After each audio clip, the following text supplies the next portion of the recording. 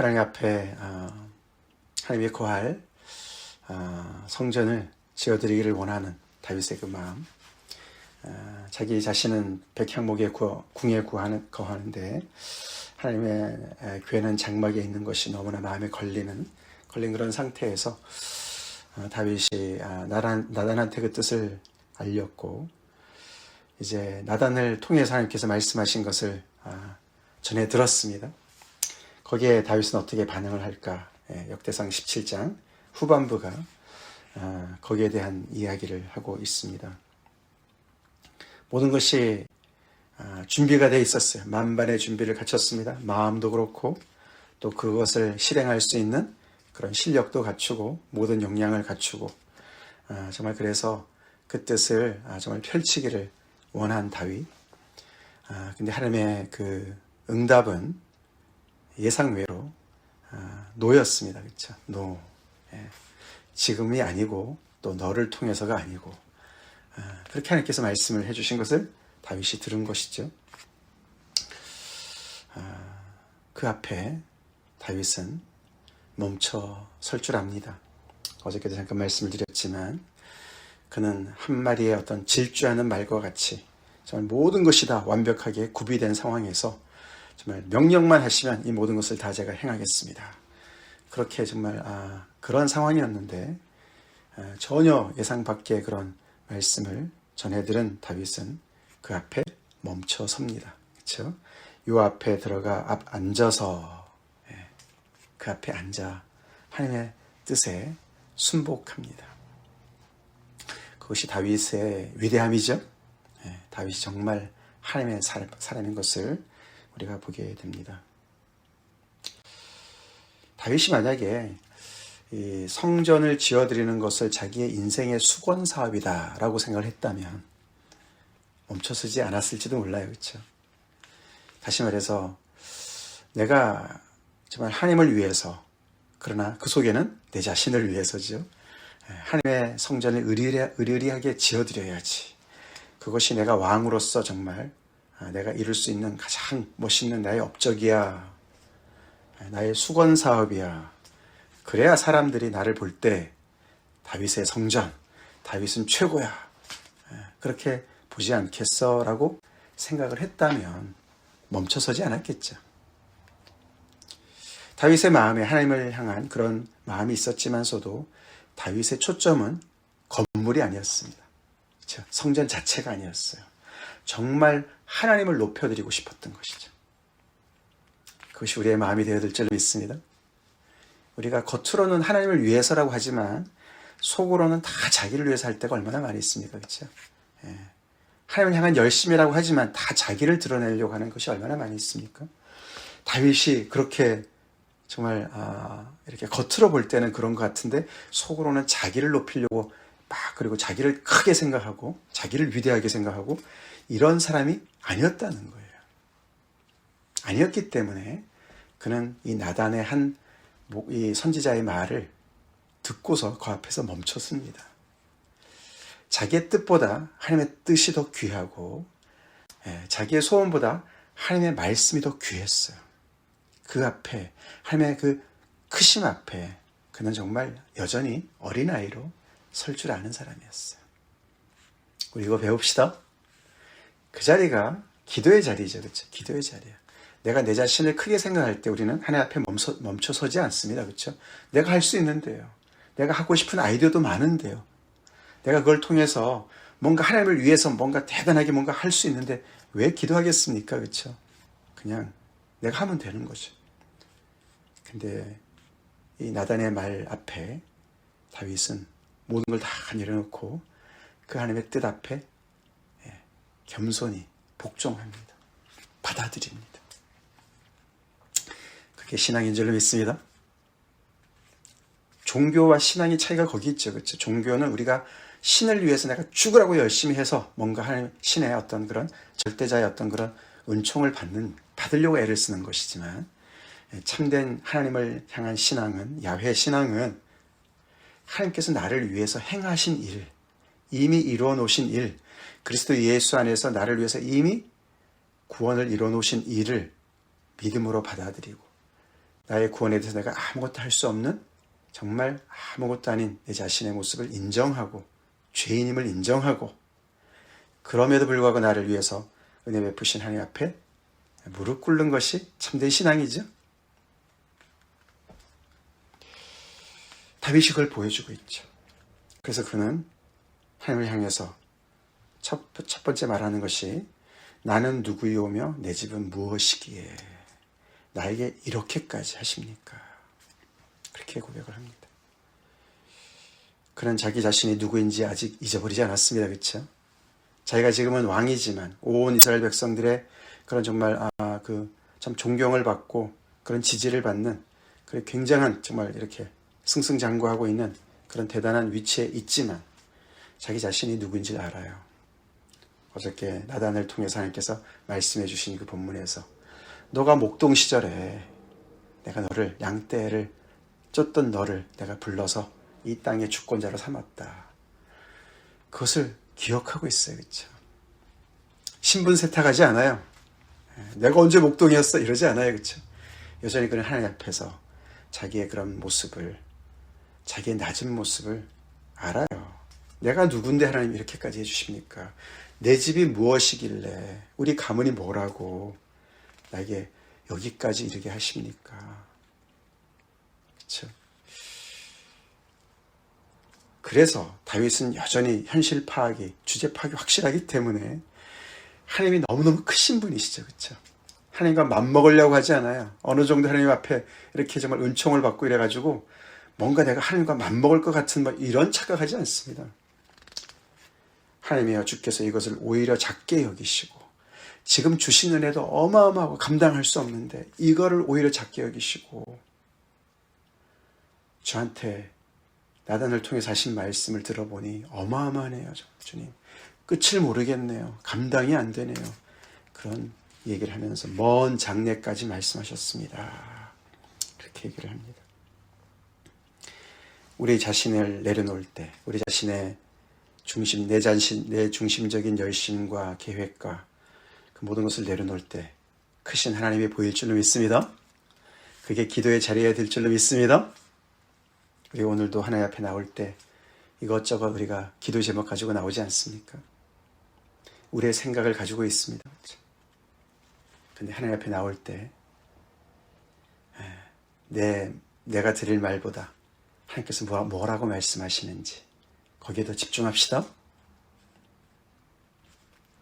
그게 기도의 자리죠. 그래서 다윗의 인생을 가만히 보면 다윗이 하나님을 위해서 뭘 했는지를 드러내는 것보다 하나님이 다윗을 위해서 어떻게 엄청난 일을 행하셨는지가 드러나는 인생이에요. 그렇죠? 우리 거기에 초점 맞춥시다. 우리 그것을 위해서 기도합시다. 우리 인생이 그렇게 되도록. 하나님, 제가 주님을 위해서 얼마나 헌신했는지, 내가 얼마나 주님을 위해서 이런저런 많은 것을 행했는지, 그것 위해서 내가 열심히 애를 쓰고 그런 것보다 하나님께서 저를 통해서, 비천한 저를 통해서 어떻게 일을 행하셨는지, 어떻게 나를 통해서 하나님의 놀라운 그 영광이 드러나고 하나님의 위대하심이 드러나고 하나님의 은혜가 드러나고 하나님의 일하심이 드러나게 되었는지 그런 인생 살게 해주세요. 그렇게 우리 기도합시다. 다시 말해서 하나님께서 공급해 주신 은혜로, 공급해 주시는 힘으로 하나님을 섬기는 거죠. 그렇죠? 섬기는 거예요. 그래서 다윗이 가는 곳에는 하나님의 크심이 드러나는 그런 거예요. 그렇죠? 그런 인생이에요. 다윗은 정말 우리 사무엘상 이렇게 보면 사무엘상에 한나의 기도 중에 그런 거 나오지 않습니까? 예. 아기를 못 낳아서 너무나 괴로워했던 그 한나에게 하나님께서 이렇게 정말 아기를 주실 때 그가 기도하지 않습니까? 그의 기도 중에 이런 게 나오죠. 여호와는 가난하게도 하시고 부하게도 하시며 낮추기도 하시고 높이기도 하시는도다. 가난한 자를 진토에서 일으키시며 빈궁한 자를 거름더미에서 올리사 귀족들과 함께 앉게 하시며 영광의 자리를 차지하게 하시는도다. 우리 인생을 통해서 이런 하나님이 드러나도록 하나님 앞에 나아갑시다. 우리는 약하고 우리는 정말 비천한 자리에 있지만 그런 자를 높이시는 하나님, 다윗의 인생 가운데 그런 하나님이 드러나시는 거죠. 그러면서 다윗은 그 자기의 인생뿐만 아니라 이스라엘 백성들 안에서도 하나님께서 그렇게 행하신 것을 또 얘기하죠. 그렇죠? 그게 이스라엘 백성들의 모습이었어요. 여기 오늘 21절에 그렇게 얘기하죠. 애굽에서 구속하신 자기 백성 앞에서 모든 민족을 쫓아내셨사오며, 거기 21절에 땅의 어느 한 나라가 주의 백성 이스라엘과 같으리이까. 하나님이 자기 백성을 구속하시려고 나가사 크고 두려운 일로 말미암아 이름을 얻으시고, 대대로 종살이 했던 정말 별 볼일 없었던 이리저리 정말 당하고만 살았던 그 이스라엘 백성들을 찾아가시고 그들에게 엄청난 일을 행하셔서 그들을 구속하시고 그들을 괴롭히는 모든 자들을 응징하시는 그런 하나님의 그 역사. 그래서 땅의 어느 한 나라가 이스라엘과 같겠습니까? 이스라엘과 같은 민족이 없습니다. 그렇게 얘기하는 거죠. 그렇죠? 다윗도 그렇게 제 인생과 같은 인생이 없네요, 주님. 아무리 눈을 씻고 봐도 정말 그러네요. 제가 이렇게 어떻게 하나님의 은총을 받고 있습니까? 그게 이스라엘 백성들의 모습이었어요. 이스라엘이 정말 존귀한 자가 되었어요. 다윗이 존귀한 자가 되었어요. 왜요? 이유는 그렇게 그들을 대하시는 정말 비교 불가하신 하나님 때문에 그렇게 되었죠? 다윗이 그렇게 됐고 이스라엘이 그렇게 되었어요. 20절에 여호와여 우리 귀로 들은 대로는 주와 같은 이가 없고 주 외에는 하나님이 없나이다. 온 세상 천지에 하나님 같은 분이 없으십니다. 하나님에게 필적할 자가 없습니다. 우리 비교 불가한 하나님을 우리 아버지로 모시고 살아가고 있습니까? 세상 그 어디에서도 비교할 수 없는 그런 하나님. 그러면 우리 또한 정말 비교 불가한 그런 존재인 줄로 믿습니다. 아멘? 그렇죠? 세상 어느 한 나라가 주의 백성 이스라엘과 같겠습니까? 정말 우리 하나님이 유일무이한 분이시기 때문에 그런 사랑으로 은혜로 우리를 대해 주신다는 거예요. 그래서 우리가 정말 세상에서 정말 구별된 자들인 것이죠. 다윗의 인생이 그런 것처럼 이스라엘이 역사가 그런 것처럼 하나님의 자녀들이 그런 은혜와 사랑을 은총을 입고 있다는 것을 보게 되죠. 그래서 그 하나님의 은혜가 지금도 ongoing하는 거예요. 계속 지속되고 정말 미래 그 장래가 정말 지금은 정말 아직도 엄청난 은혜를 입었지만 미래가 정말 지금 현재는 정말 미래에 비해서 아무것도 아닌 것. 그렇죠? 정말 최고는 아직도 오지 않은 그런 상태를 이 다윗을 통해서 보여주고 계시죠. 그래서 다윗은 그 하나님의 뜻 앞에 겸손히 무릎을 꿇고 그것을 아멘으로 받아들여요. 당연히 받아들이지 않겠어? 이렇게 생각하지만 그렇지 않죠? 우리 그렇지 않습니까? 우리도 하나님께서 주시는 은혜를 우리가 그렇게 우리의 모든 걸 다 내려놓고 그냥 아멘하고 다 100% 받습니까? 안 그럴 때가 많지 않아요? 받았다고 하면서도 우리는 다른 데 관심을 두지 않습니까? 하나님의 이 정말 주시고자 하시는 그 은혜를 다윗은 집중해서 듣고 집중해서 그것을 받기를 또 원합니다. 그 말이 이제 23절부터 오늘 27절까지 다윗의 어떤 또 다른 훌륭한 면을 볼 수가 있어요. 뭐라고 합니까? 하나님 정말 감당이 안 되네요. 괜찮습니다. 제가 뭐라고요? 이렇게 얘기하잖아요. 그렇죠? 뭐라고 얘기합니까? 여호와여 이제 주의 종과 그의 집에 대하여 말씀하신 것을 영원히 견고하게 하시며 말씀하신 대로 행하사 견고하게 하시고 또 밑에 주의 종 다윗의 왕조가 주 앞에서 견고히 서게 하옵소서. 하나님 하신 말씀 정말 제가 감당이 안 되는데 하나님 그거 꼭 지켜주세요. 이렇게 기도하는 거죠. 굉장히 담대하게 그렇죠? 하나님의 그 정말 감당이 안 되는 상상을 초월하는 그런 축복 하나님 꼭 해주세요. 꼭 이루어주세요. 견고하게 해주세요. 그렇게 좀 어떻게 보면 약간은 좀 뻔뻔스러울 정도로 그렇게. 근데 그렇게 왜 그렇게 기도한다 그랬습니까? 그 밑에 이유가 나와요. 25절에 그렇죠. 하나님께서 먼저 말씀하셨으니까 제가 그렇게 기도하는 마음이 생겼습니다. 제가 먼저 달라고 그러는 게 아니고요. 그렇게 얘기합니다. 하나님 앞에서 빼지 않아요. 그렇죠? 하나님의 말씀, 약속의 말씀을 붙잡아요. 마치 야곱이 천사와 씨름할 때 나를 축복하지 않으시면 내가 놓지 않겠습니다. 뭐 이런 자세로 하나님께서 말씀하신 것을 꽉 붙잡고 있어요. 그렇죠? 하나님 그 약속대로 견고하게 해주세요. 이루어주세요. 그게 또 기도인 줄을 믿습니다. 우리 예수 그리스도 안에서 엄청난 복음의 은혜를 입은 사람들이죠? 그렇죠? 놀랍다 주님의 은혜 우리 찬양했지 않았습니까? 갈보리에서 우리의 모든 죄를 사하시고 아무런 공도 없는 우리들을 높이셨습니다. 하나님의 자녀로 높이셨습니다.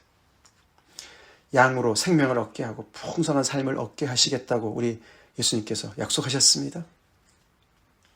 지금도 일하고 계시죠? 하나님의 우편에 앉으셔서 우리 위해서 중보하시고 우리 안에 성령을 부어주시고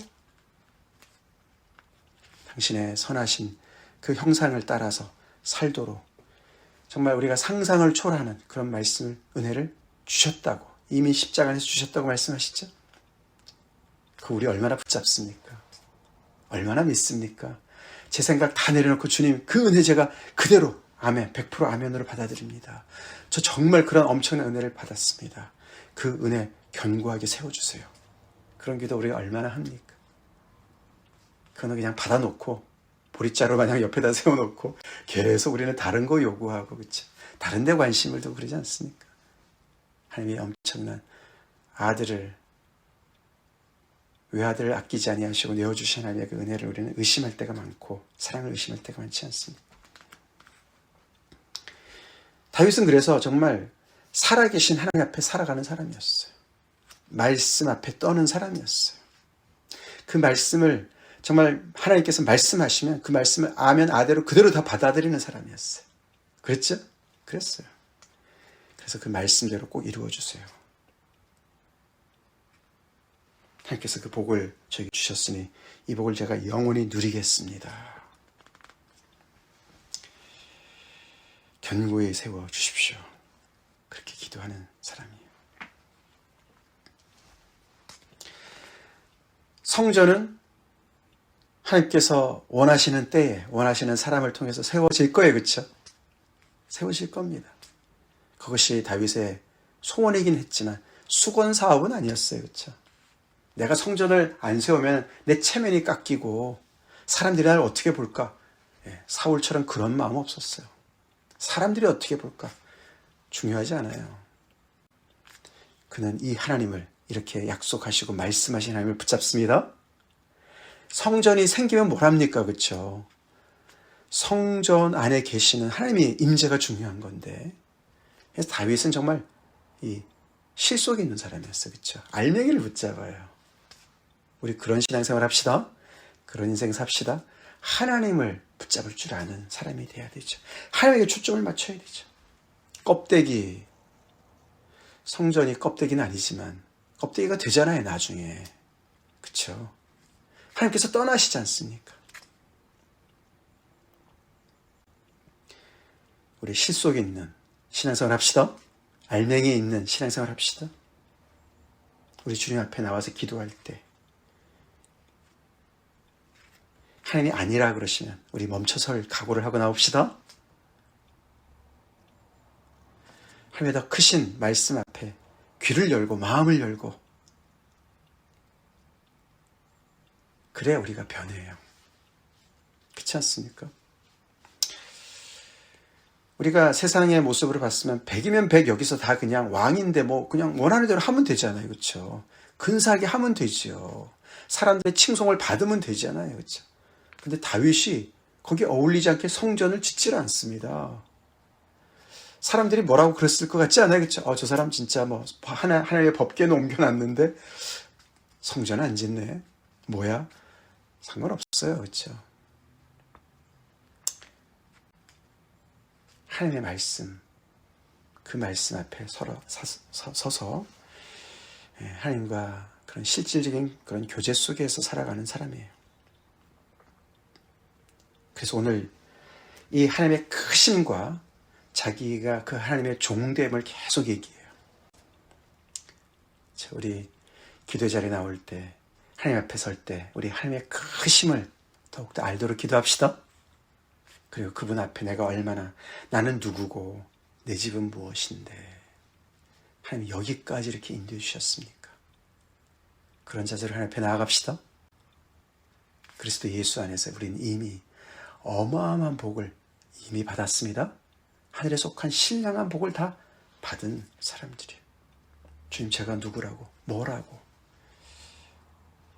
우리가 하나님을 위해서 이것저것 기도하는 거 많이 있습니다. 저도 목회하느라고 이것저것 열심히 기도하고 애쓰고 염려하고 하는 거 있습니다. 주제 넘으면 안 돼요. 그렇죠? 주제 넘으면 안 돼요. 내가 주님에서 이렇게 일을 하는데 어쩌고 저쩌고. 주제 넘는 일이죠. 그렇죠? 하나님이 하나님의 일을 세우십니다. 하나님의 나라를 세우시고 하나님의 은혜 가운데 우리를 거기에 부르신 것이죠.